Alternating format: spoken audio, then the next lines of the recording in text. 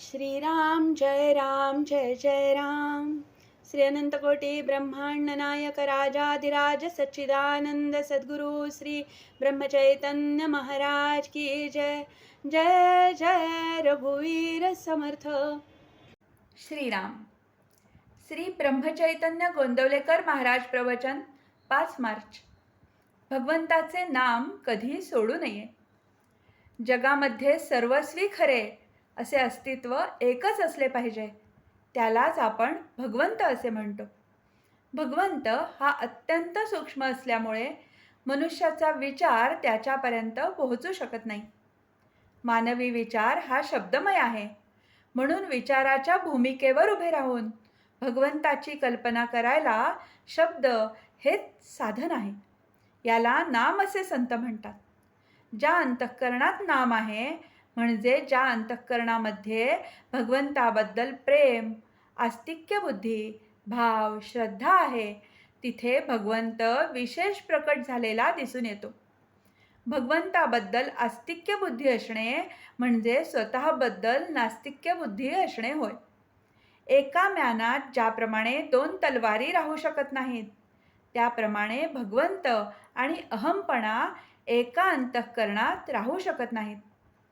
संत हे भगवंताशी एकरूपच झालेले असतात। भगवंताचे नाम घेणे म्हणजे आपल्या कर्तेपणाचा अभिमान कमी करणे होय।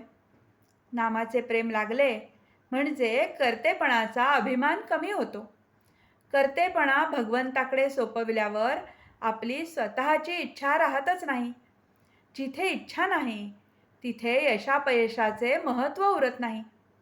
कधी सुख तर कधी दुःख, कधी यश तर कधी अपयश, हा प्रपंचाचा धर्मच आहे हे ओळखून आपल्या आयुष्यात घडणाऱ्या सर्व घटना त्याच्या इच्छेने आणि सत्तेने घडून येतात, अशी जाणीव ज्याच्या अंतःकरणात उमटली, त्याला भगवंताचे अस्तित्व खरे समजले।